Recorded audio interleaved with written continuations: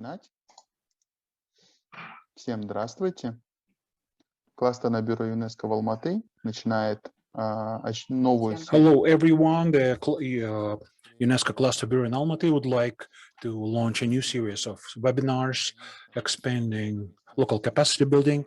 So together with our colleagues from the World Heritage Center in the consultative bodies on the Convention on Heritage, we will be looking at various relevant issues on management of World Heritage sites. The topic of today's workshop sounds like this. World Heritage Convention, the key principles and obligations of the states for managing and monitoring mechanisms, World Heritage Sustainable Development. I just would like to remind you that very soon, apart from this webinar, we'll be having two more next Monday, July 5th, and in about 1 week's time on Thursday, July 8th. In the chat, I'll be sending links to the announcement about these two new webinars, where you can successfully register to these webinars. And also later, as soon as we announce some of the other upcoming webinars on the topic of World Heritage, all of the announcements will be available via our social media pages and in the chat. Okay, and now I just would like to say that before I introduce our today's speakers, I just would like to give the floor to the Director of UNESCO Bureau in Almaty, Ms. Krista Pickett. She will take a few minutes for her welcoming remarks. Krista Pickett, over to you. Majer, thank you very much. Hello, salam alaikum. I'm extremely happy to welcome you to this webinar series on behalf of UNESCO. It's the first in a series of webinars that the UNESCO Almaty Office organizes to build capacities of the World Heritage managers and specialists from Central Asia and Southern Caucasus.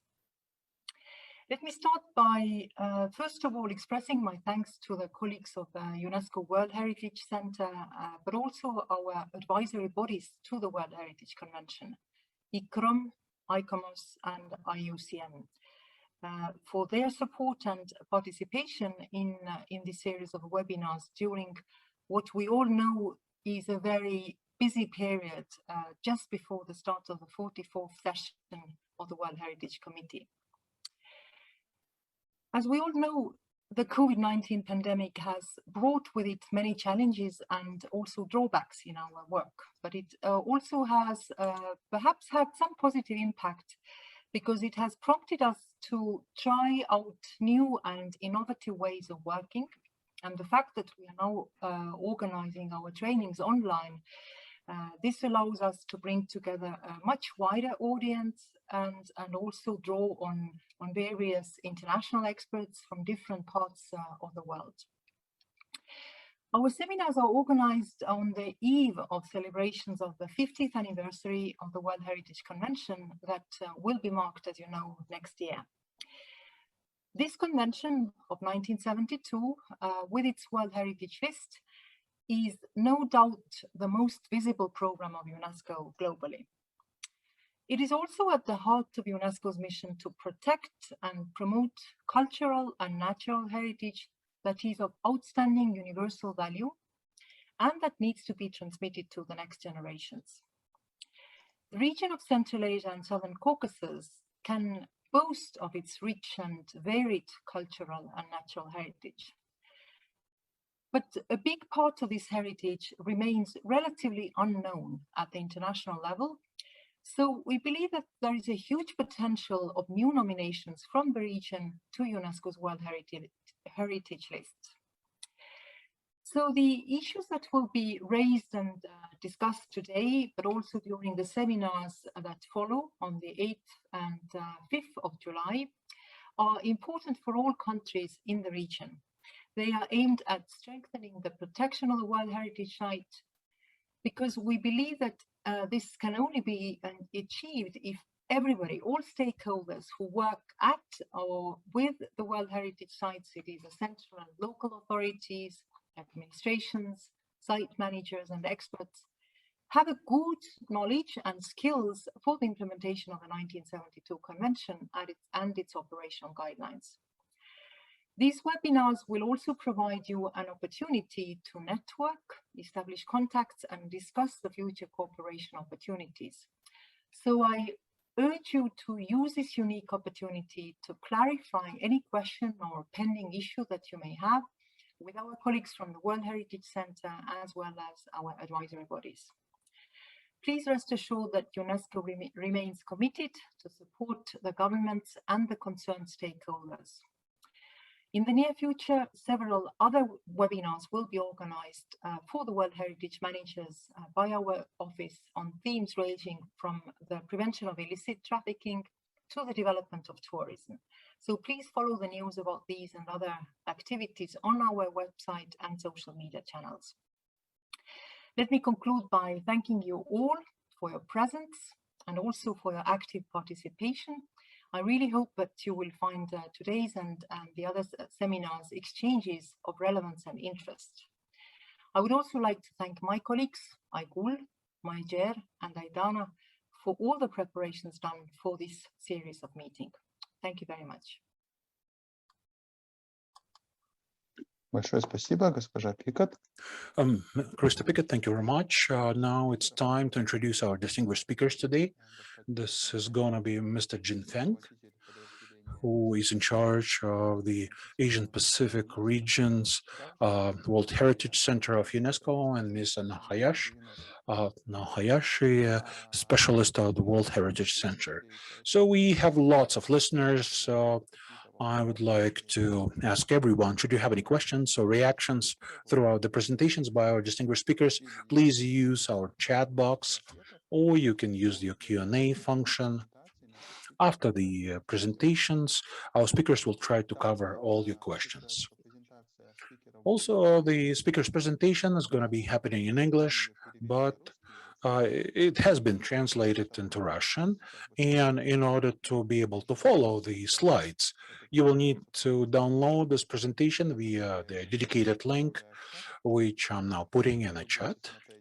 So basically, you can watch this presentation in English, or you can switch your own slides on your own computer if it is necessary.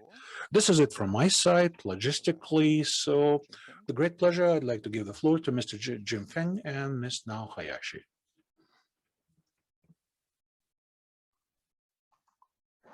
Thank you, Maja. Thank you, Maja. Salam alaikum. Good morning, I think, from Paris, but also good afternoon, everyone. Very happy to speak from UNESCO headquarters in Paris.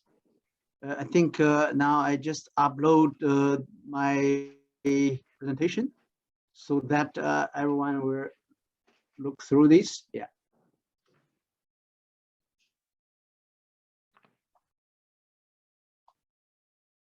So now you have the full screen. Okay. I think as Maja just mentioned, my name is Feng Jing. I'm Chief of Asia Pacific Unit of the World Heritage Center. Also coordinator for the serial transnational World Heritage nomination of the Silk Road.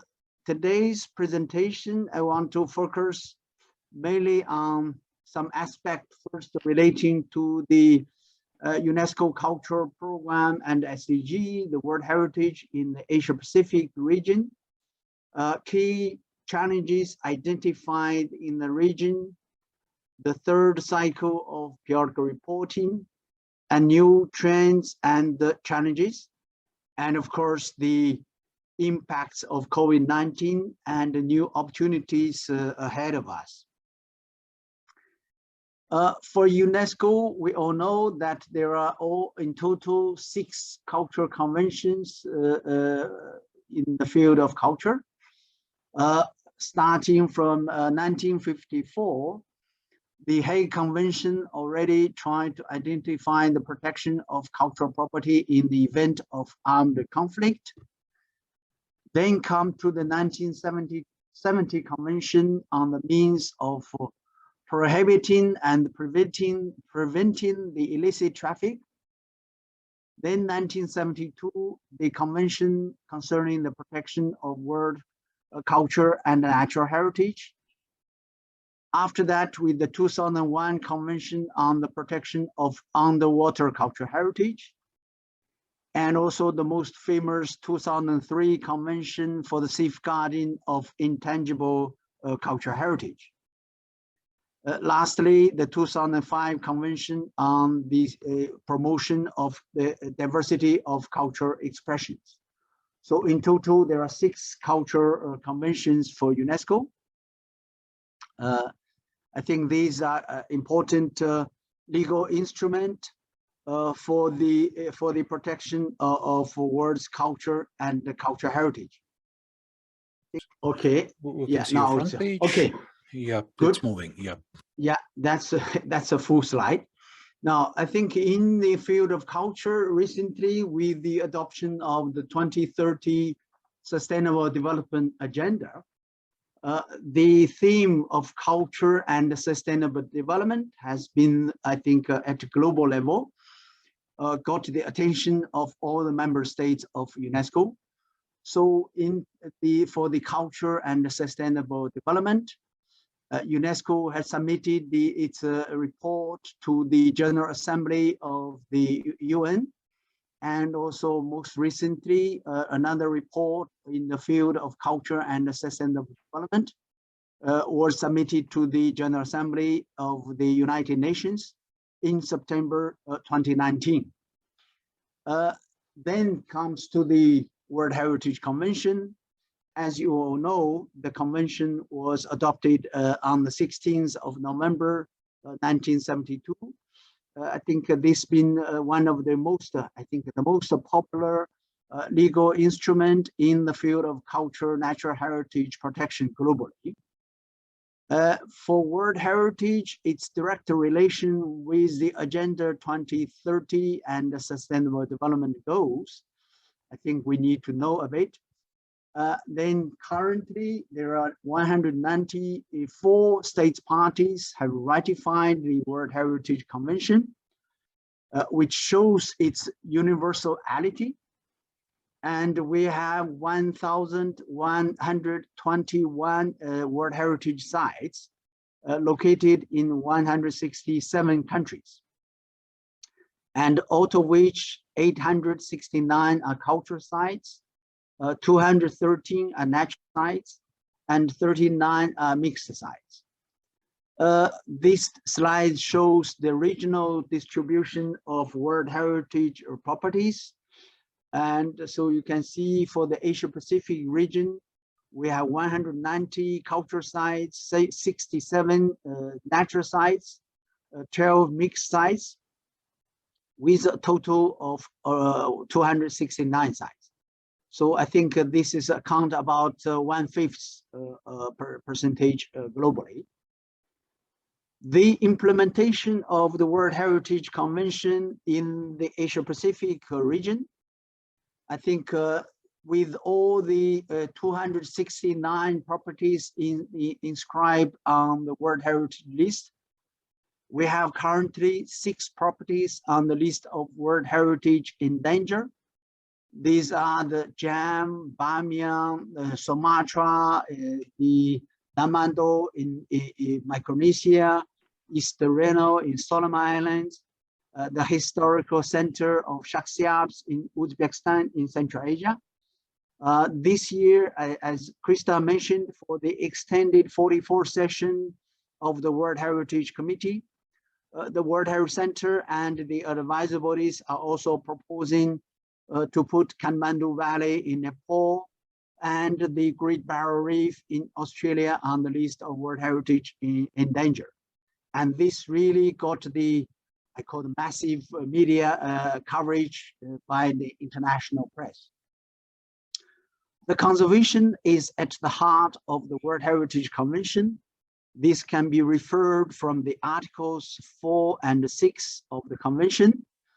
But this slide shows the threats to the World Heritage sites, ranging from the natural disasters of earthquakes to the uncontrolled urbanism, the abusive tourism development, and also the factors relating to climate change. I think as you know, there are two processes in the World Heritage System. One is called the reactive monitoring process, and this is indeed an essential element of the World Heritage Convention and a key feature which strengthens the convention. So I think now we'll cover more detail on this aspect. So I skip this one. Another reporting process is the periodical reporting at the regional level. This is a 6-year cycle for all regions. I think in the past, the Asia Pacific region had carried out 2 cycles of periodical reporting. And the keywords for this is really the assessment on the implementation of the World Heritage Convention, and also on the state of conservation of the inscribed sites. So the outcome of the second cycle of periodical reporting in the region, one was the development of the production of those World Heritage papers, number 12 and number 35. And also we identified some key challenges included in the sub-regional action plans. One for the Asian region is called the Suwon Action Plan for Asia. Another is the Pacific Action Plan. So these 2 regional action plans cover mainly the follow-up to the second cycle of periodical reporting in the Asia Pacific region. And of course, in the action plans, there are key challenges at the regional level. First is the management plan and systems. The development and the review of management plans at the site level, which correspond to the outstanding universal value, that is really crucial. And factors affecting the properties like tourism, infrastructure development, disaster risk reduction, and also better visitor management and monitoring should be addressed through the management plans and the systems. Then another key challenge identified was the more sustainable financial and human resources. I think this is crucial in ensure a better daily management of the site, the need for effective mechanisms for fund allocation to priority needs, and also better use of tourism income and partnership should be explored, considering the high awareness of various stakeholders in the region. And then community involvement and benefit sharing, another factor, and also better regional cooperation. I think these are the key challenges identified through the second cycle. Now we are reaching the third cycle of periodical reporting in Asia Pacific region. Starting from October last year, we launched this exercise in the region. And so far, I think we already achieved over 90% submission of those questionnaires. I think in the recent message I sent to Central Asia, I think all countries achieved over 95%, but only one country, Tajikistan, is lagging behind.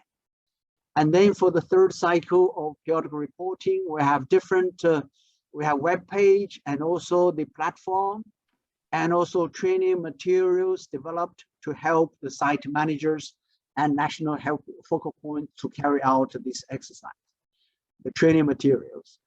And then I think the special feature for the current third cycle is also the whole exercise has been affected by the COVID-19 pandemic. And then we do a new adaptation for organizing all the training, online training sessions with some 16 online training sessions organized between October 2020 and March this year. So the recordings, PPT presentations were also made available to national focal points. So in brief, The periodical reporting exercise is a state party driven exercise. And now I think from this slide, I try to show some of the new trends and challenges in the World Heritage conservation. So the new trends include the address imbalances of representation on the World Heritage list, the well-informed decision making for the committee, sustainable development perspective as indicated earlier, synergies between tangible, intangible heritage and also with other environmental related conventions, the cultural nature linkages, and the perspective of historical urban landscape tool. And of course, the factors relating to climate change, the elements on the recovery and the reconstruction process, and last but not least, the COVID-19 pandemic and the post-COVID-19 actions to address them. The first part, I think, relating to the representation, the global strategy adopted in 1994 has its clear objectives, but so far, the since 94 global strategy, there are a number of 56 new states parties with 144 countries submitted tentative list, and also over 1,700 sites included on the tentative list. But still, the gap is there. I think on the first, the balanced representation by region, and secondly, the gap on the representation by typology of heritage sites vis-a-vis cultural natural. To address this, the World Heritage Committee also get an ad hoc working group to review the current working methods. And also, I think this is also a way forward for planning the 50th anniversary of the World Heritage Convention. Then the World Heritage list,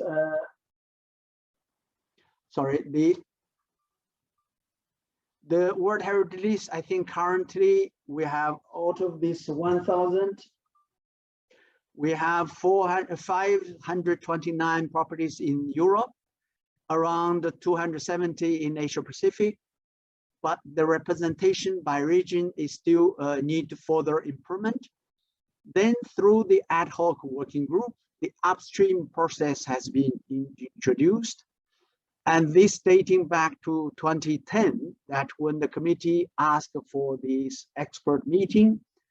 And now I think with some 10 pilots projects being implemented, and also the elements being integrated into the operational guidelines for the implementation of the convention. So this is a new trend to address the imbalance. And also another, I think, new trend relating to the dialogue with the states parties. It's a key priority for UNESCO and the World Heritage Committee, the center, and also the advisory bodies. The aim is to better communicate on the better implementation of the convention, but the gap between the increased demand and also the current circumstances, the lack of resources, both financial, particularly human. So the involvement of civil society and NGOs, I think this is also a new trend in the implementation of the convention. The element has been built in the operational guidelines, but I think since 2017 in Poland, the Krakow initiative was launched by the World Heritage Committee with a particular decision to encourage states parties to involve NGOs and civil society. And through paragraph 174 of the operational guidelines, we are also using information from the NGOs to get verification by the members, by the state parties. The importance of communities, I think this is already in the operational guidelines I skip over. And then the strategy for indigenous peoples, I think this we have the UNESCO policy and the policy on engaging with indigenous peoples adopted in 2018. This is also guiding the implementation of the World Heritage Convention.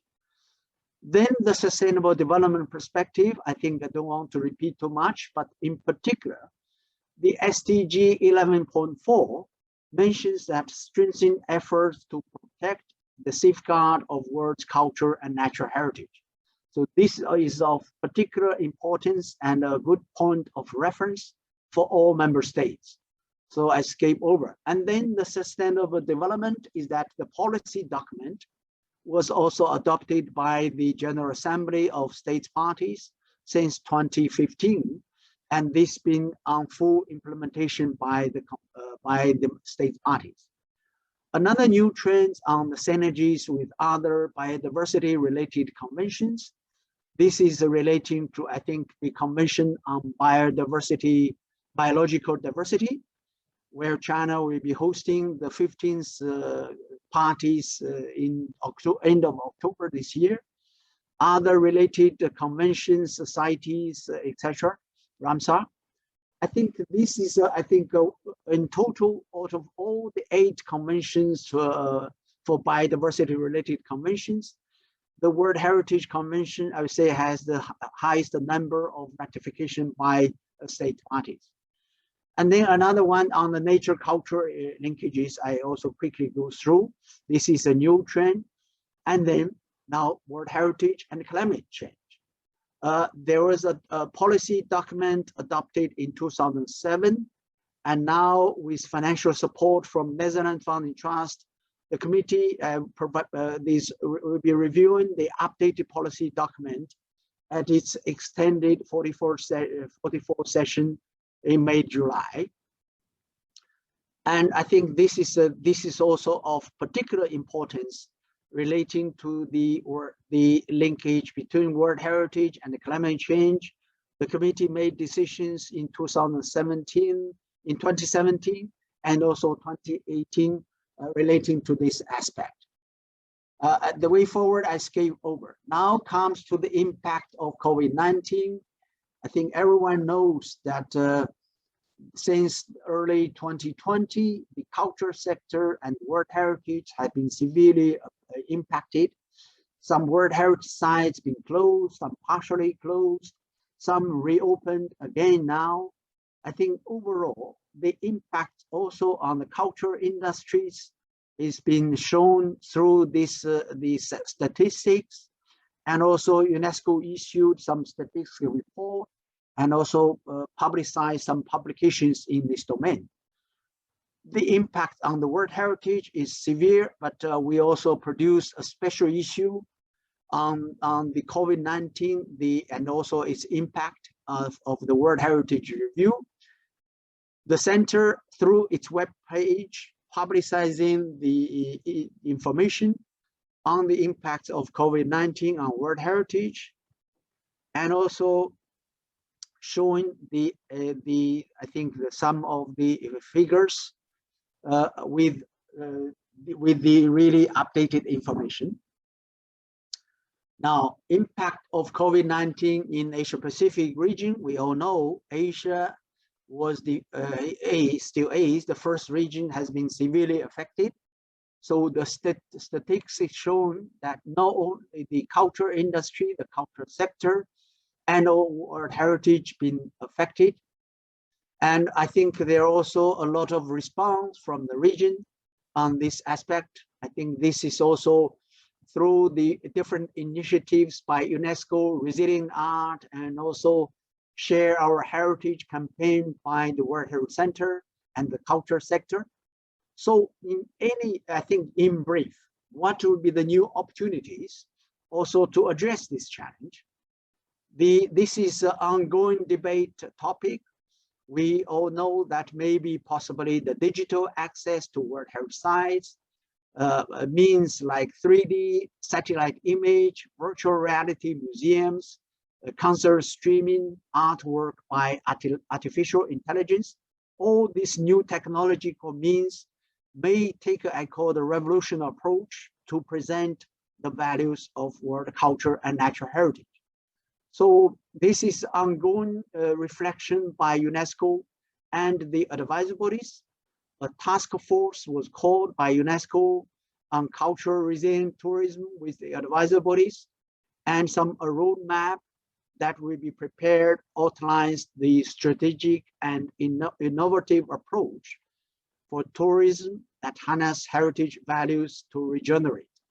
So I think in brief, this is a quotation, say heritage was long absent from the mainstreaming on the sustainable development debate, but now with the 2030 Sustainable Development Agenda, in particular SDG 11.4 and other relevant SDG parts, I think the protection and safeguarding of world's culture and natural heritage is of great potential to contribute to social, economic, and environmental goals. So I stop here due to time constraint, but thank you very much. Thank you for your kind attention. Ahmed, thank you.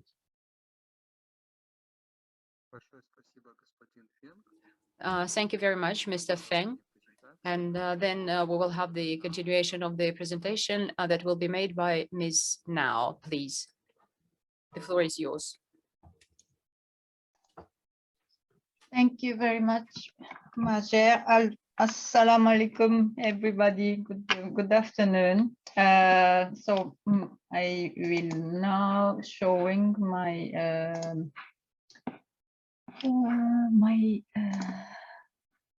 presentation. Hoping this is working. Do you see my presentation?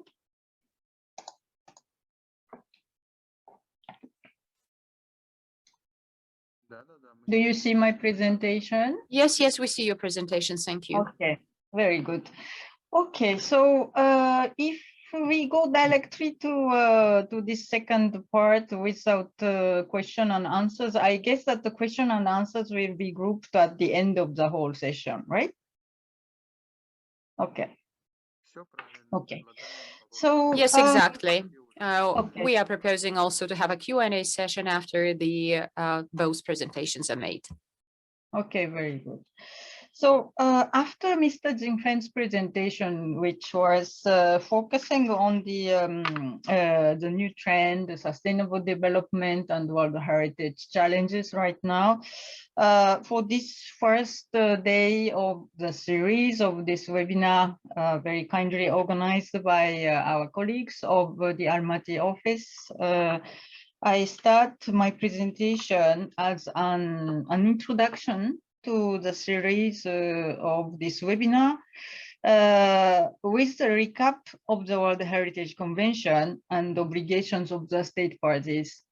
So I see from the participants list that it was intended to be organized for Central Asian World Heritage Site managers, but I see also the names from other countries. So it's very good for us to have these opportunities to speak to you actually from different countries. So at the beginning, I show this the structure of the introductory presentation, recording some most important points concerning the implementation of the convention, as shown on the slide. And this, after this part, of course, there will be the question and answers at the end. So we look very much forward to the active participation of the listeners to clarify whatever unclear and unnecessary. Don't hesitate. So, as you know it, the World Heritage Convention was born in 1972 as a result of the growing international consciousness that the responsibility to preserve some of the most outstanding natural places, cities, built elements of the world belongs not only to individual nations, but to the international community as a whole. It is symbolized by this great campaign for saving Nubia in Egypt in 1960. And today, the convention has a total of 194 state parties, including 27 countries which do not have yet the inscribed properties. So you belong to actually a large community of this convention, which is one of the most universal legal instruments existing in the world. So as of today, as Mr. Feng Jing also pointed out, that we have this number of properties on the World Heritage List and largely distributed in the world. So now I go straight to this practical point to explain what is the operational guidelines, because you all know that the convention's text itself presents the provisions of the World Heritage concept and its most important rules, but the operational guidelines provides you with more detailed and technical guidance to its implementation. I think that it exists, the recent version was translated in Russian, but I think we have to check this with our colleagues in Almaty. So the operational guidelines include, for instance, the formulation of tentative list, the preparation of nomination files, and importantly for our webinar today, on the various aspects of the management, conservation, monitoring of the World Heritage properties. So the most recent version of the operational guidelines is the one revised in 2019. For instance, you see here that I remove this. The paragraph 49 of the operational guidelines explain what is this very famous outstanding universal value for which the your World Heritage sites were inscribed. And also it explains that what means to be the World Heritage property is that the property should meet one or more of the following criteria. This can be seen shown in the operational guidelines text. And also to be deemed of outstanding universal value, very importantly, because people deem very important the inscription of the properties to the World Heritage List. But the most important things with the convention is that we sustain the outstanding universal value. After the inscription, we inscribe the properties to make the properties properly conserved and transmitted. So for this it's very important to meet the conditions of integrity and or authenticity, and must have an adequate protection and management system to ensure its safeguarding. So if you are the World Heritage site managers, please note that as we saw in the previous slides, the statement of outstanding universal value is of crucial importance for your properties to design management measures and to implement appropriate monitoring. Some properties which were inscribed at a very early stage of the convention, like 70s and 80s, sometimes they lack this outstanding universal value declaration. So some sites are currently working to establish the retrospective statement of outstanding universal value. So if you are site managers, please check if your properties have a proper statement of outstanding universal value. Okay, so we say outstanding universal value, authenticity, integrity. They are the words which are not so straightforward to be understood. So now I want to show you in short the outstanding universal value of a World Heritage property is evidenced and maintained when three important pillars on the screen show the stand firmly. So they are the criteria, integrity, authenticity, and appropriate protection and management arrangement. So any sign of one of these pillars collapsing or compromised actually would lead to a judgment that the World Heritage Property's outstanding universal value is threatened. Other words such as authenticity and integrity are the concepts that should be understood. Also for the management measures, authenticity, as explained in the operational guidelines 79 to 86, is a concept which is applied only to cultural heritage, and it is used for evaluating the truthfulness of cultural values through many aspects of a property, such as form and design, materials, use, and function. So if any developmental intervention risks to touch upon these elements, which are part of the outstanding universal value, it would have an impact on the values of the World Heritage Property. So that's why we are very vigilant with the state parties when there are the new big development initiatives and other operations are planned, to check thoroughly the intactness of these elements. And more concretely, there are the impacts assessment and other modalities to evaluate actually potential impacts of these new developmental initiatives. So these topics will be explained by the future webinar by the advisory bodies. So we recommend, we invite you to register for these sessions, which are very important. There is also the concept of integrity. So integrity is a measure of the wholeness and intactness of the natural and or cultural heritage and its attributes, which carry outstanding universal value. So assessing the extent of which the property has its integrity can be evaluated through the existence of these three elements, as stated in operational guidelines.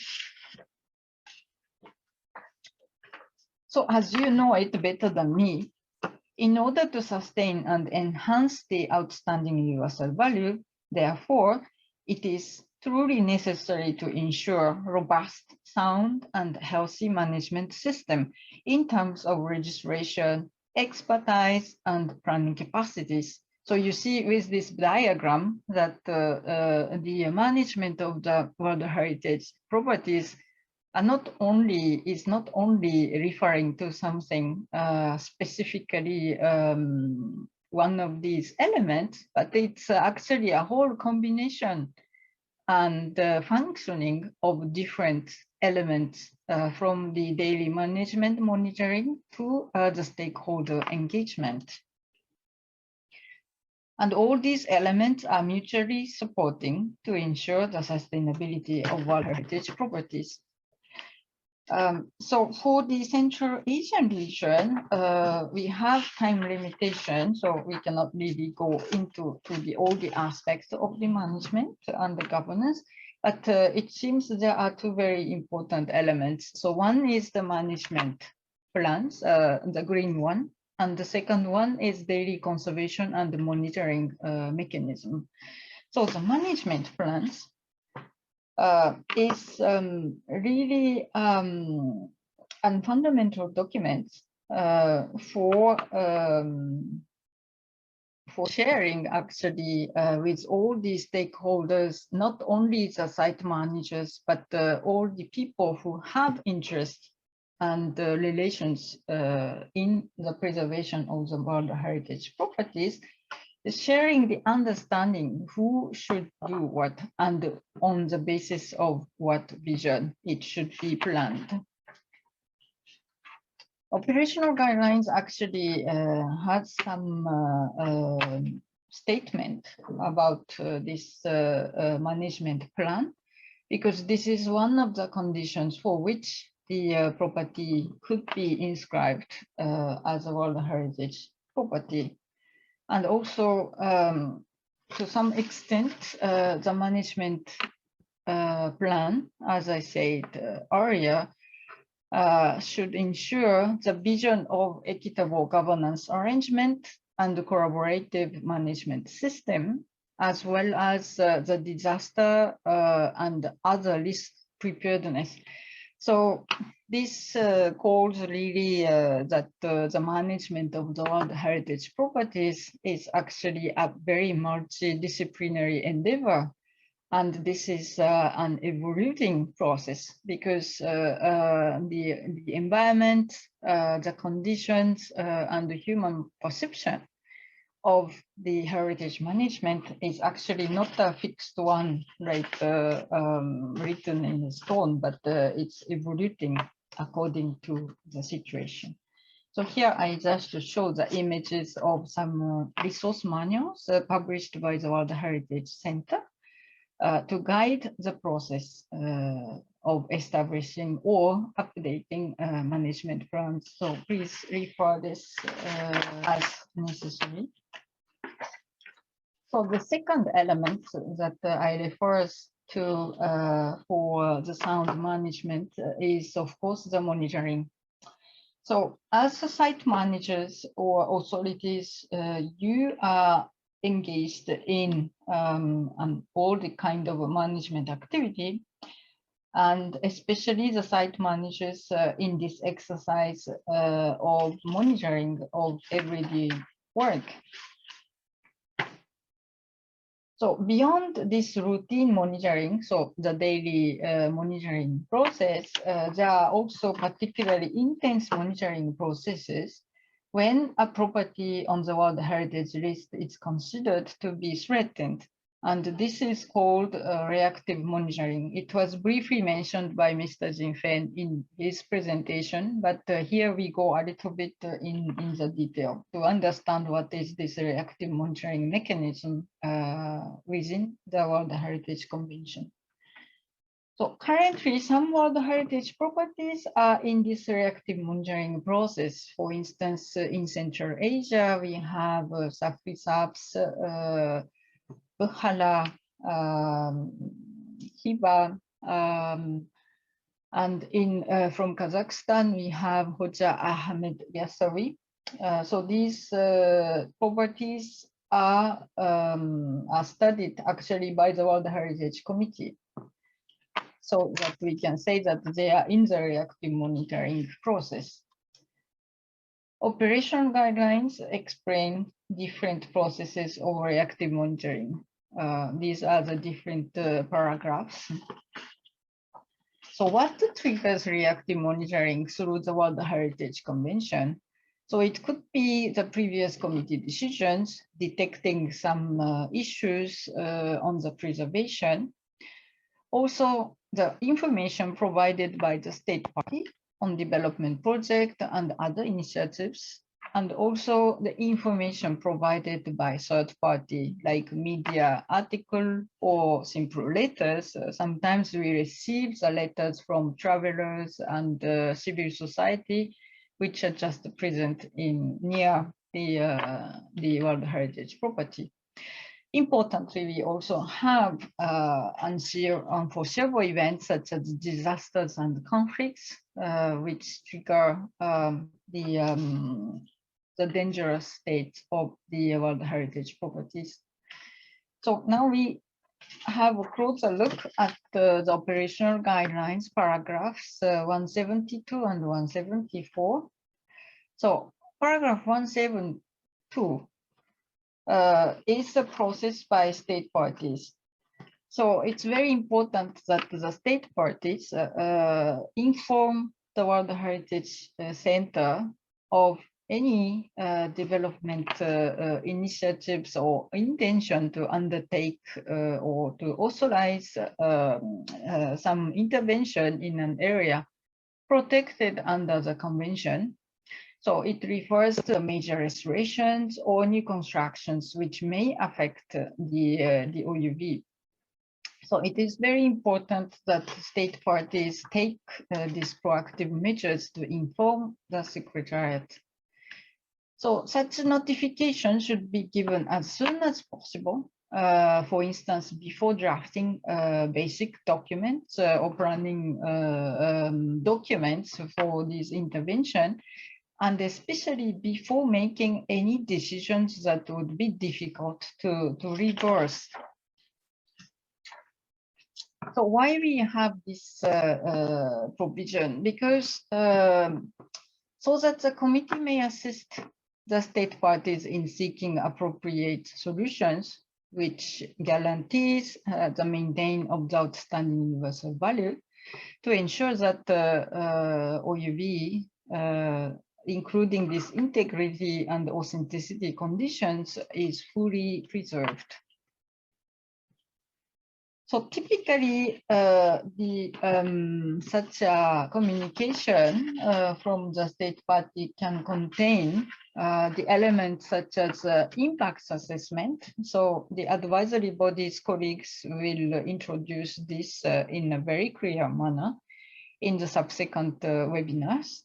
But these are the studies which are required to evaluate the threat of initiatives to the World Heritage Property with specific section on potential impacts of projects on the OUV. So we want to also draw your attention that in many cases, the state parties say that, these development projects are actually outside the zone of the World Heritage Property or in the buffer zone, so there is no impact. But it cannot be that simple as you know it, because even if these initiatives are located outside, even outside the buffer zone, sometimes from the point of view of visual integrity and also the cumulative impacts of such interventions could actually have the impacts on the outstanding universal value. So it's very important to note that the paragraph 180 bis of the operational guidelines warrant the state party to implement these impacts assessment within or around a World Heritage Property to identify development alternatives and to recommend mitigation measures. And it also serves to strengthen resilience of heritage to disasters and climate change. So I will hurry up. So the paragraph 174 is another provision for this reactive monitoring through the World Heritage Committee. So how this is made? This is a process by third party, as said earlier, by medias, by a letter from individuals to the World Heritage Secretariat. So sometimes we are informed by the third parties saying that this property has seriously deteriorated. So in this case, what we do? So we actually verify the source and the contents of the information with the state party. We send a letter to the state parties to request for their comments. And both 172 process and 174 process will involve the technical reviews of our advisory bodies, ICOMOS for cultural heritage and IUCN for natural heritage, for their views. So we share this information and also the response from state party with advisory bodies.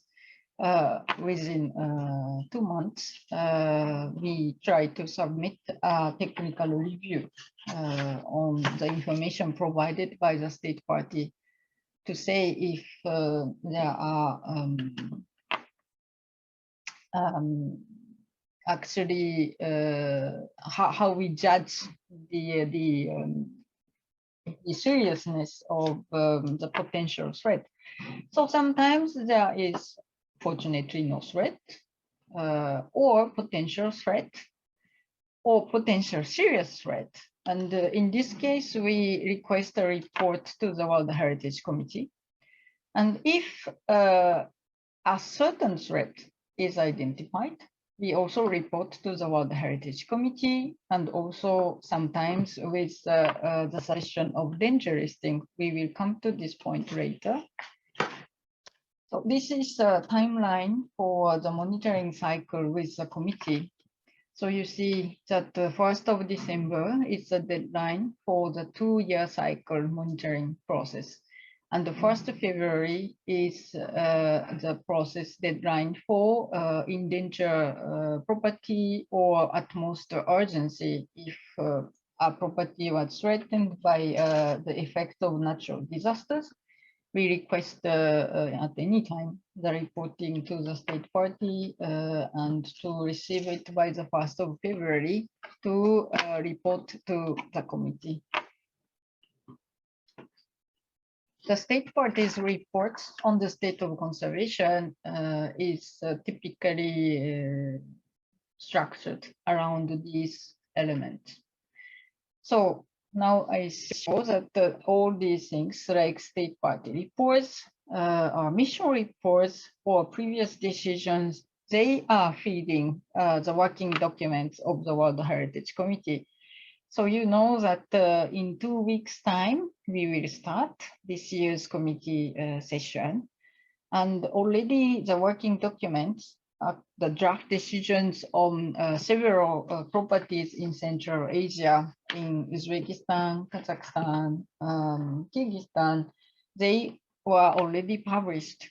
So you are invited to check on these decisions and to see how the committee evaluates the state of conservation of your properties. I think the committee's role is therefore to state if a state party is required to implement specific measures, if we need further reporting for the next cycle of the committee, if there is a need for a specific monitoring mission, or the inscription on the list in danger, removal from the list in danger. These are very advanced stage of the ascertained threats. And ultimately the deletion from the World Heritage List. So these are all the debates of the committee which would lead to these decisions according to the specific circumstances. So we are ending, we are reaching the end of my presentation. So here I just want to communicate the sense of the danger listing, because the danger listing may be considered by most of the state parties as the most undesirable consequence. But this process actually enables a state party to receive the assistance from the committee and increased attention from other state parties to improve the situation. Through the danger listing process, a set of conditions are defined as desired state of conservation for removal of the property from the list in danger in cooperation with the state party, WHC, and advisory bodies. If we show one example, it's an example of a property in Colombia, which requested, actually it was the state party of Colombia which requested the danger listing of this property in 2009. And this danger listing actually led to the definition of the desired state of removal from the World Heritage List in danger, with 3 indicators for addressing existing threats and 2 indicators for avoiding potential threats. So this is showing the mechanism of the danger listing, which actually is aimed at identifying very specific goals to remove the threats and to mitigate the danger factors and to recognize that such a World Heritage property is actually going out from the most endangered state. Okay, so in concluding, so the extended 44th session of the World Heritage Committee will start from the 16th of July this year to study the 2-year volume of the dossier, both for the conservation and nomination. So you have access to all the related documents, working document, including the draft decisions of your property if they are in the monitoring process through our website. So please have a look at it. The majority of the documents are already uploaded. And also, if you look for instance, if your properties have specific issues such as dam construction, let's say, or environmental problems, climate change, you can search at any time in our database the similar cases of other World Heritage properties to see how these problems were abated and resolved. So this extensive database of the World Heritage Center is actually, I believe, very useful tool when you encounter specific problems to find a solution. End of the end. So as a transition to the next webinar, which will be held next week, I wish to recall that what we call the advisory bodies are important partners to this monitoring process and all other statutory processes for the World Heritage Convention. So ICOMOS, IUCN, and ICCROM will be with you to provide the expertise and analysis for the working documents of the committee, developing important guidelines and the tools for conservation and management, and finally providing capacity building to the state parties. So with this, I finish my presentation, and so I think over to you, Majer. I think this is question and answer session now. Thank you very much, Mrs. Now, and we have already several questions that I'm going to read out from the chat. And I would like to remind all the listeners that you can actually ask your questions in Q&A section or in the chat. The first question probably has already been entertained. Bettina Ketter asked the question whether or not the presentations will be provided to the registered participants. Yes, indeed. And every registered participant will get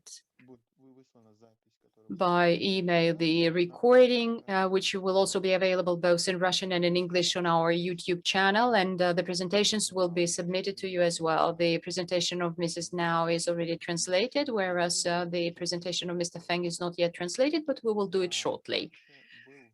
Additionally, there was a question in the chat to which Mr. Jin Feng has already answered, but those of you who is going to view the video recording and those of you who do not speak English, in the original it was in English and the reply was in English as well, but our interpreters will get them translated. And the question was from Saida Azimova. We all know that selection of the objects for cultural heritage and preparation of the tentative list is very important for further submission of the nomination. In this regard, we would be grateful if you could also give detailed information on upstream process for preparation of the tentative list. And the answer of Mr. Jin Feng was, Dear Saida, many thanks for your message. The upstream process has been implemented since 2010, and the ad hoc working group designed by the World Heritage Committee is currently putting forward specific requirements in the operational guidelines. This agenda item will be reviewed by the extended 44th session of the World Heritage Committee, Fuzhou, China, online format from 16 to 31 July, and the process will be clearly explained by the operational guidelines once reviewed and adopted by the World Heritage Committee. All the best. Вот, так что наши Therefore, our interpreters have already translated the questions. Ms. Now, would you like to add anything else to what Mr. Feng has already said, or shall we move on to the next question?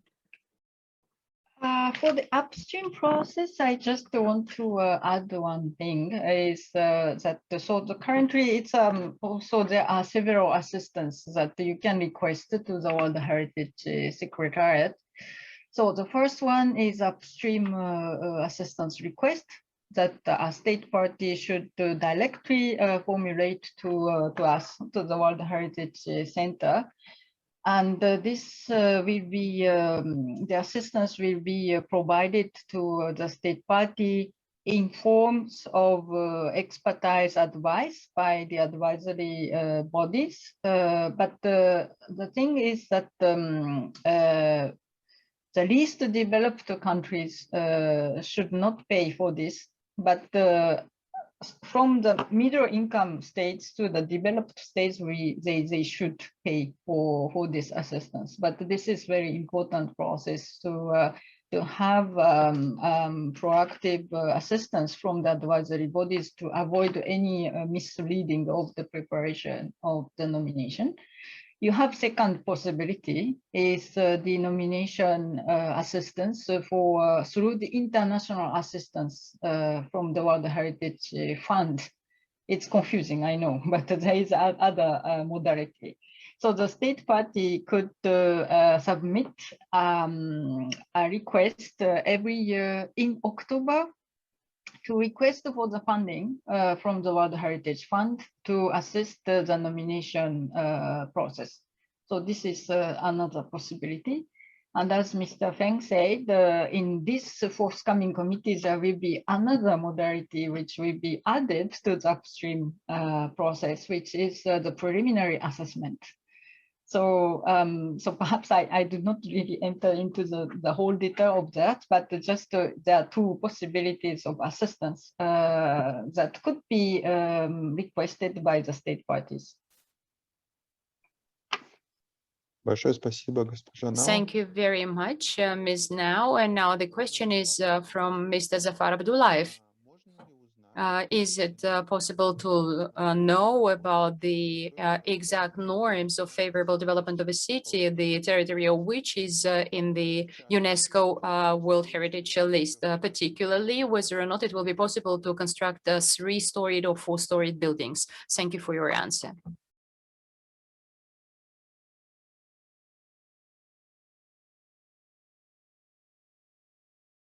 Great.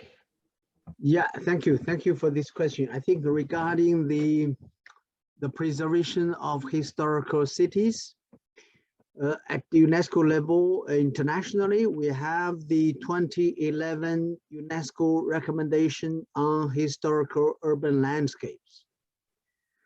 This was adopted in November 2011. Now it's 10 years anniversary. In the specific situation of Central Asia, the World Heritage Center working together with our field offices in Tashkent and also Almaty. We've been introducing this concept since 2015. And to my knowledge, 3 regional training workshops were organized in Samarkand, Bukhara, and also by Almaty office. This one, we call HUL approach. This is a working tool to provide some guidance on from the policy level to the specific urban planning perspective, and also address the issues of how the contemporary architecture should be integrated in the historical setting. So very specific working tools. So I would encourage you, I don't know whether we have Russian version, but yeah, I think we have the Russian version of this because this is available in all the 6 working languages of the UN. So you may check this, check and read more detail from this UNESCO 2011 UNESCO recommendation on historical urban landscape. In addition, I would say additionally, there are many cases being reviewed and examined by the World Heritage Committee. So you can further check on the World Heritage Center webpage regarding the state of conservation of specific historical cities such as Istanbul, Liverpool, Vienna in Europe, and also Bukhara, Samarkand in Central Asia. Thank you.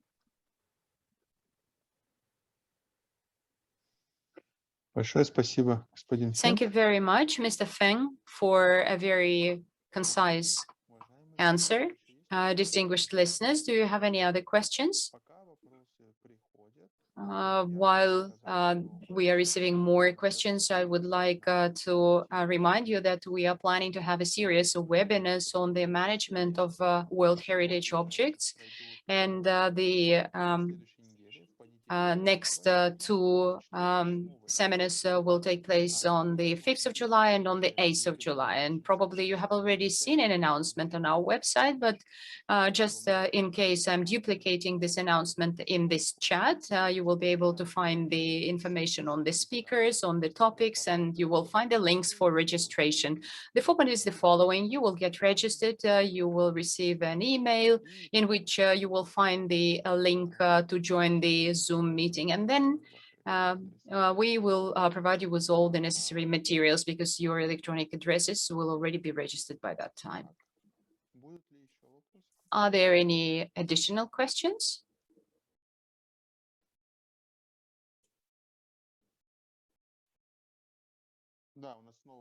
Yes, we have one more question about the English version of the presentation. Yes, of course, I'm going to send by email both presentations to all registered participants in English and in Russian with the relevant links.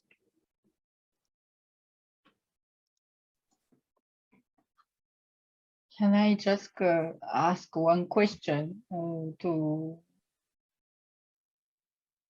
Yes, please go ahead. Mm-hmm.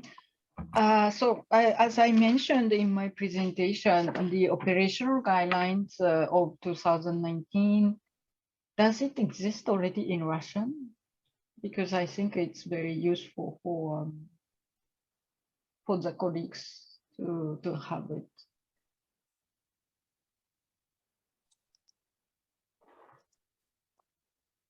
I think we have in Russian the version of 2017, but not 19. Okay, okay. So let's try, yeah, perhaps our office in Tashkent has started working on that. So let's share the information, and also we want to share this with the participants if they will be published later this year. Okay. Yeah, okay. Egur, now I think Yes. where I mentioned that there are some items will be reviewed by the World Heritage Committee in 2 weeks' time. So maybe the translation of the Russian version can wait until end of July. Okay. The reason is very simple, because there will be some updating in the operational guidelines. Thank you. Okay, thank you, clear.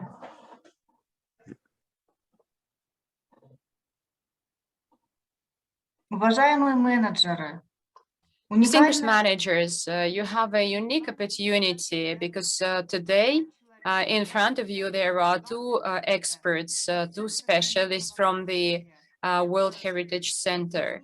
And, you know, we are working with them, but you don't have an opportunity to meet with them and to see them every week or every month. So, or every day, because please ask questions, because there are a lot of questions about our property, World Heritage property, because I know that many people, especially from the museums, usually send a lot of questions to UNESCO Office. As you know, UNESCO Office is not a representative of the World Heritage Center, whereas today in this webinar, you have people who are in charge of Pacific Asian region and Central Asian region.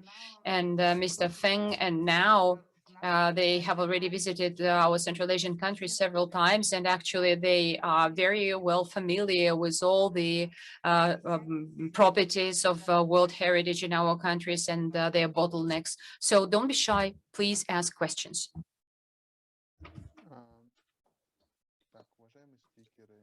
Okay, distinguished speakers. I have a question in a chat from Mr. Zafar Abdullayev. It sounds like this.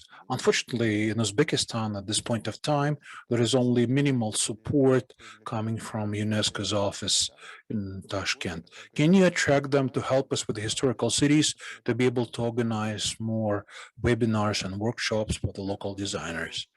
Well, probably this is the question that should probably be addressed to IGUL rather than to you, not the representatives from the World Heritage Center. So.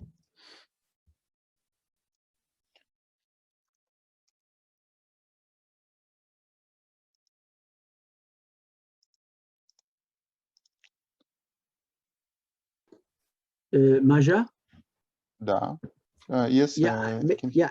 I can add something. I think for this particular, because we have UNESCO Tashkent as a national office based in Tashkent, Uzbekistan.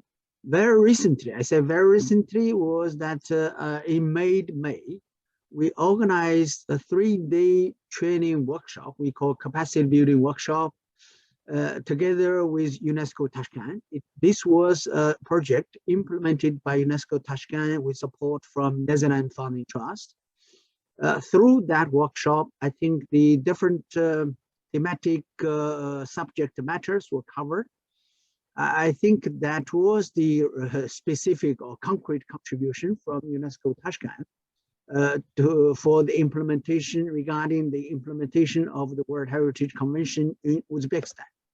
Also, the line ministries, I think in Uzbekistan, like the Ministry of Culture and Sports, the Board of Monuments, and the regional cultural heritage inspectorate based in Samarkand, in Bukhara, and also other cultural heritage sites in Uzbekistan. They also, I think, getting quite strong support for the safeguarding of cultural heritage properties. So in brief, I think the webinar organized by UNESCO Tashkent gathered together the representatives from the local authorities, site management authorities, and also the line ministries. So I think that was a concrete activity. So we are planning, of course, in future with the current situation, we are planning to do more. I'm sure the training materials or the presentations for that webinar can also be circulated. I recall the Tashkent office also planning to do some Russian translation of the mission reports and also other materials. Thank you. Спасибо, господин Фенг. Thank you, Mr. Jinfeng. We'll say Azimo is asking another question. It's in English, so I'll read it for you. And all interpreters will say it to you. The question sounds like this. I also would like to know if it is already defined which reports will be discussed during the 44th session of the World Heritage from Uzbekistan. I mean the state of conservation reports. So that means, okay, that's a question to me. So which report will be defined to be examined at the 44th committee? Yeah, if that is a question, this is, the working document for the extended 44th session already been distributed twice. Once was on the 4th of June, another time on the 21st of June. That means this is a sort of very specific rules of procedure. So the working document will be made available to the 21 members of the World Heritage Committee 6 weeks in advance. So this is done. Now, the center is collecting the proposals from the members of the World Heritage Committee, and the deadline is 5th of July. So only by 5th of July, we will know which reports will be examined by the committee. But currently, the World Heritage Center and the advisory bodies already publicized 9 sites, including 2 for delisting and 7 for proposed for danger listing. So that information is already available in the information document. Thank you.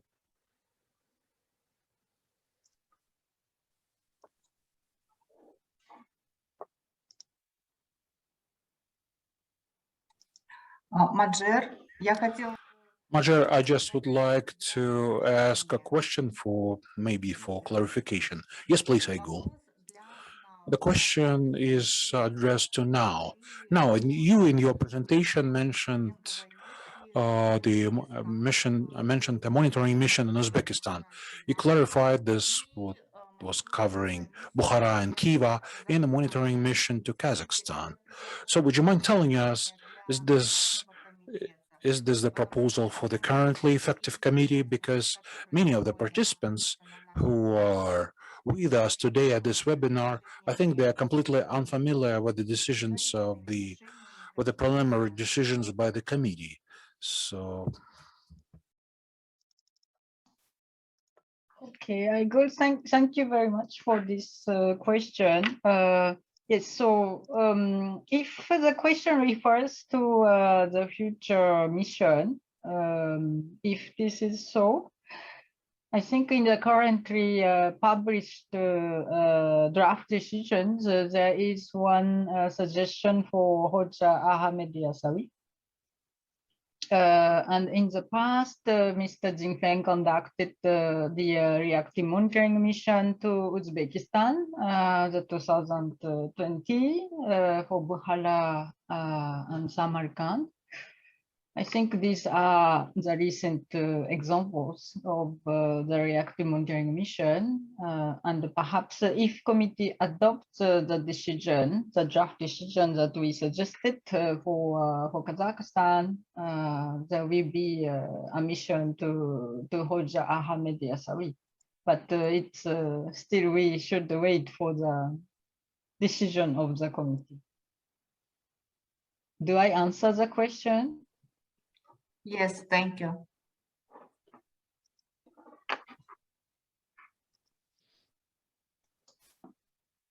So perhaps if you allow me, as perhaps there will be other questions, but from my side, as I see that many people from Central Asia are kindly attending this session, just want to share the impression of these 3 years working for the committee and the preservation of World Heritage properties in Central Asia.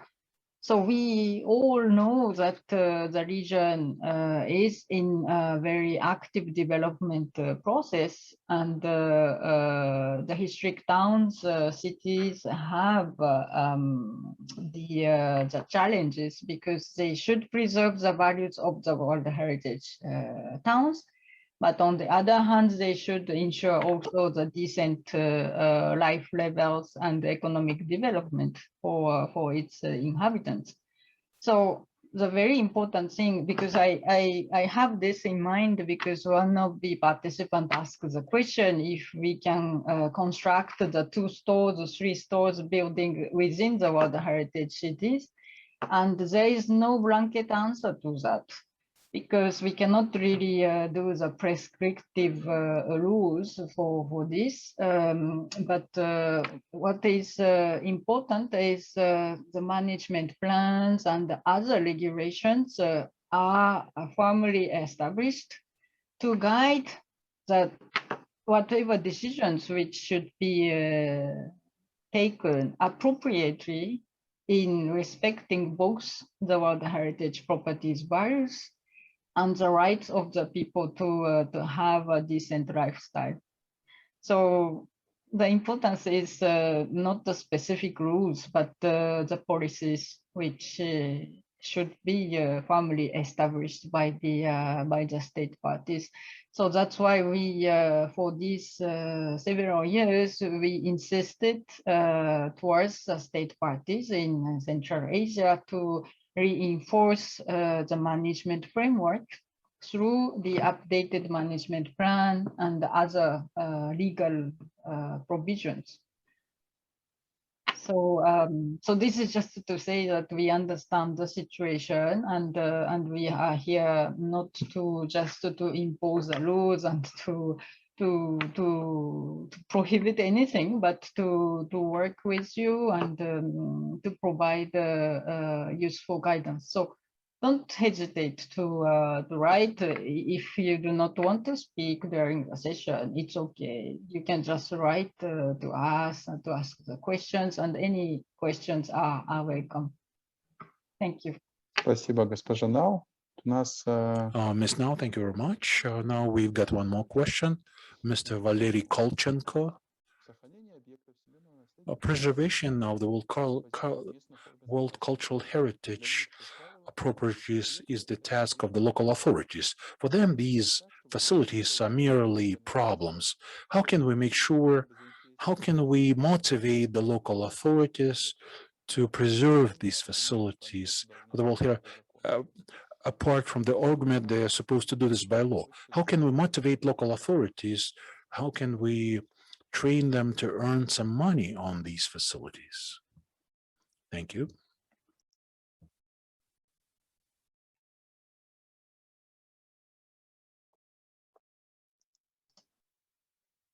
So the question was, do I understand correctly the question that you want to know how to make the local authorities more responsible for the management, and also to draw some economic incentives? Is it correct, the understanding of the questions? Sorry, I'm not very sure. Yes. Okay. Yes, that's true that in Uzbekistan, we are aware that the Hakims and the provincial authorities, the local authorities have a very important role to play in the daily management. And sometimes there are the decisions and the policies at the local level which are not necessarily, communicated through the central government to us. So for years we try to say that there should be a coherent governance framework, how the national central authorities which are liaising with UNESCO can be working in cooperation with the local authorities. So the first thing is that the local authorities should have a deeper knowledge of the obligations as the World Heritage properties, because it's normal that they cannot know everything by heart. So that's why we also want to organize with our colleagues in the field offices to reach more the actually involved person in the World Heritage management. I think the crucial importance is that we have more opportunities to reach out the people who are actually involved in the development and the management of the World Heritage properties, not only the people who are working with us in the capital, and also the local inhabitants, which are very important actors for the preservation of the World Heritage properties, because they are watching what is happening in the cities, and they are really, we feel that they all pay a great attention to the integrity of the World Heritage properties.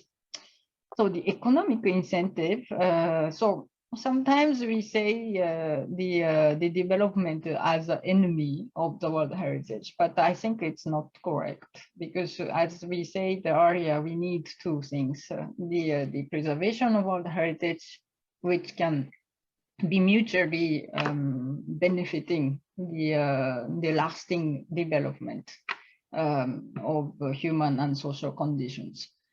So there are many examples. It's not easy in the world that people try to regulate tourism and development in a way that it could be consistent and cohabitating with the values of the World Heritage.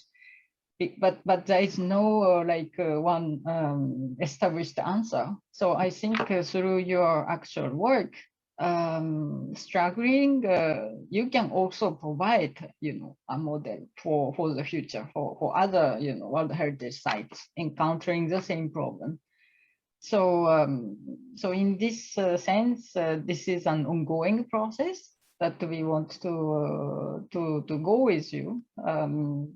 So let's work together, and there is a way that we can find to make the two things sustainable together. Спасибо. Я вижу, Айгуль Халафова поднята Thank рука. you. Aygul has her hand raised. Yes, I'd like to ask a question, please. Yes, please. I have a question to both Mr. Feng and also to Now, Miss Now. Well, the third periodical report is going to be over by the end of July. Mr. Feng in his presentation mentioned that these countries, the countries of the region except for Uzbekistan, they field more than 90% of the information. So if some of our managers, if they have any questions to you, can they write to you and ask those questions in writing, some correctional questions or clarification questions? Can they write to you, contact you, and ask additional questions if necessary? Yeah, спасибо, Egu. Thank you. Now I just treated something urgency with the editor. Now the periodical reporting, as I said, it's now ongoing exercise for the whole region from 2020 up to 2022. By July 2022, by means next year, the committee will be examining the final synthesis report. Now, the whole exercise is an online system through the questionnaire. That's the reason we organize around 16 training sessions to the national focal points and also site managers. The implementation rate for Central Asia is quite good. I said over 95%, but Tajikistan is lagging behind. But we just send a circular letter, a reminder letter to all the countries in the region, which has been not been sort of implementing very quickly. For the submission of the Section 2 report, we fixed the deadline by end of this month, end of July. What will be happening between July and next year? So we will get a group of the periodical reporting experts to review the submitted questionnaire and to get the preliminary analysis and also prepare a synthesized report to the World Heritage Committee. In the process of doing this, we will get back to the national focal points.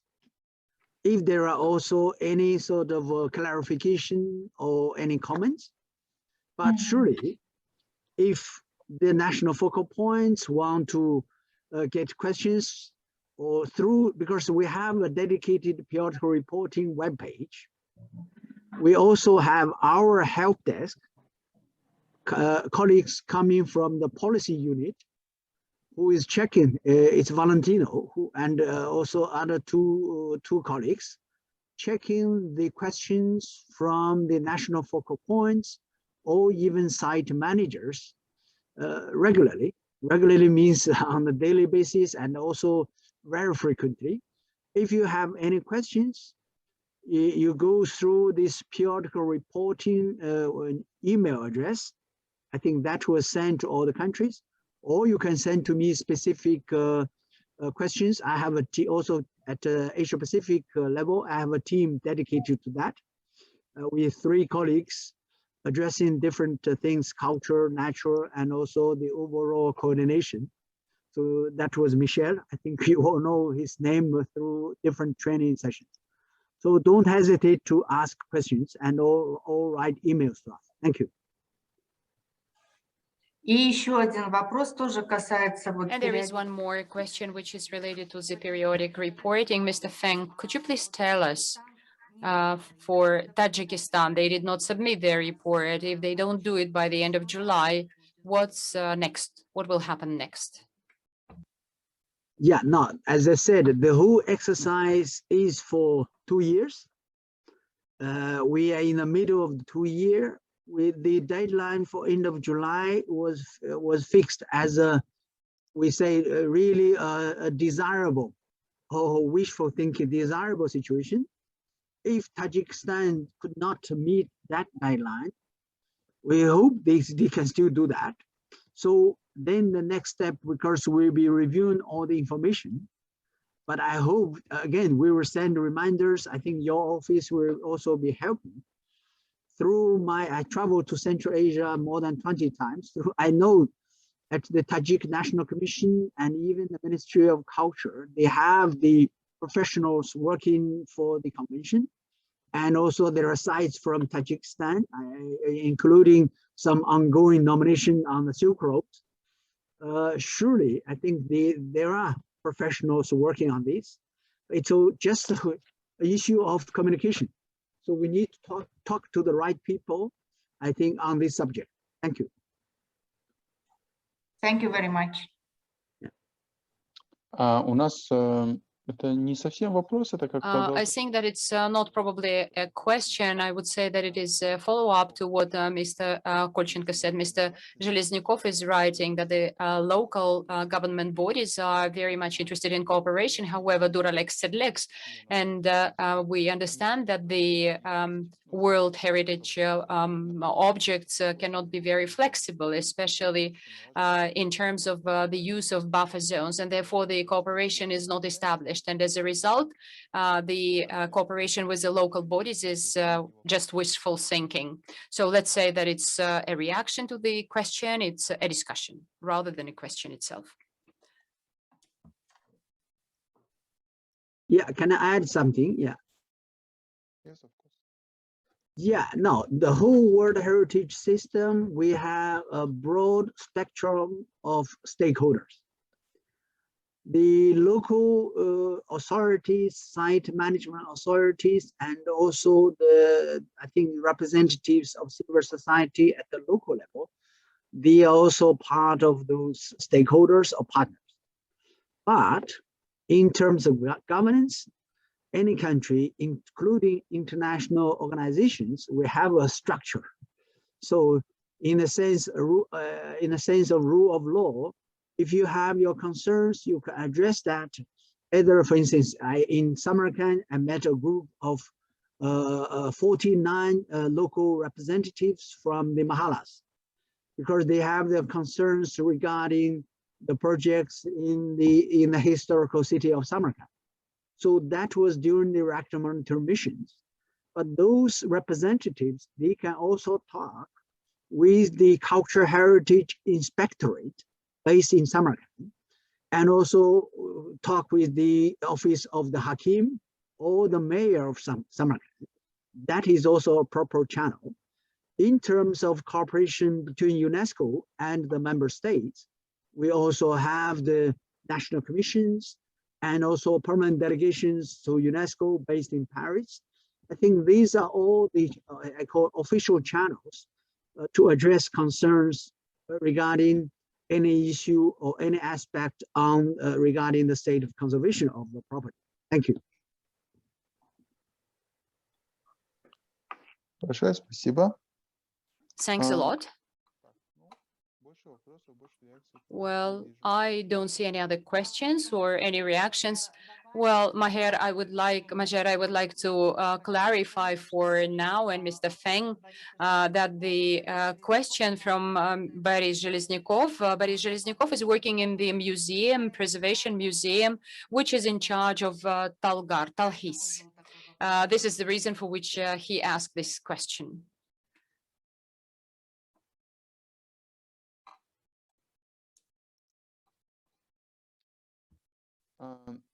Айгуль, давайте... Aygul, maybe we have to take the decision because we still have 10 minutes, but due to pretty passive involvement of our participants, probably we will have to wind up. Maybe the next webinars will be dedicated to more specific issues, and therefore participation of our partners from Central Asian countries probably will be more active, and because we will be discussing pretty concrete topics. And before we wind up this webinar, maybe if Ms. Now or Mr. Feng would like to have a few words, please feel free. Yeah. Okay, so yeah, although this morning is quite hectic, you can imagine for us now, where the World Heritage Committee session is approaching in 2 weeks' time, we still have some working document need to be produced. So quite hectic, but I'm very happy to be part of this webinar organized by UNESCO Office in Almaty. Thank you very much, the director, Krista, the colleagues, Agu and Magia, we are close friends. But I think, again, very happy with the active participation from the World Heritage managers across the region and also even other countries in the region. I think this is a we are very happy with your active participation. I would say that World Heritage protection and management is really a process that needs fully support from all the stakeholders, not only the government agencies, the local site management authorities, but most importantly, people based at the site, the NGOs and also civil society, but also each individual, because it is really the local people are the guardians of the World Heritage sites. So in that sense, I think it's quite important that such a webinar to publicize, to share knowledge on the World Heritage process, also on the requirements of the World Heritage Convention, and also even the specific requirements through the operational guidelines is quite important. And also, I hope that through the presentations and also question answer session, you have a better understanding about the World Heritage conservation process, about the requirements for the implementation of the convention, and also the monitoring requirements on the state of conservation of the sites. So I also hope that such a training or capacity building activity will inspire all our partners to take up the tremendous responsibilities for better safeguarding and protection of the culture and natural World Heritage sites, particularly those in Central Asia. So I thank you very much for your kind attendance. Now, yeah. Yes, I just want to join Mr. Feng to thank and colleagues, Aygul, Major, really many thanks for the taking the pain of organizing this. And so this will be continuing the next week with our advisory bodies colleagues. And then, as Mr. Feng says, that we are here to support the site authorities and also the cooperation with the local communities. So we look forward to the continued cooperation. So thank you very much, and wishing you all the best of health and prosperity in these difficult situations in the global sanitary problems. Thank you very much. Thank you. Еще раз большое спасибо Спасибо, нашим Rahmet. спикерам. Да, Thank you спасибо. very much again. Yeah. And I would like to remind as a conclusion that we are going to conduct more events which will be dedicated to the World Heritage managing of the World Heritage properties. We will have 2 more webinars on the 5th and on the 8th of July. You will receive the links to these webinars as Mr. Feng and Ms. Now are in charge of our region, and as it has already been mentioned, they are always at your disposal. Please get in touch with them because they work to make sure that the specialists from various countries and various regions, the cluster bureau, are going to render every possible support. Let's keep in touch. All the best, and thank you very much. Goodbye, everybody. Thanks a lot.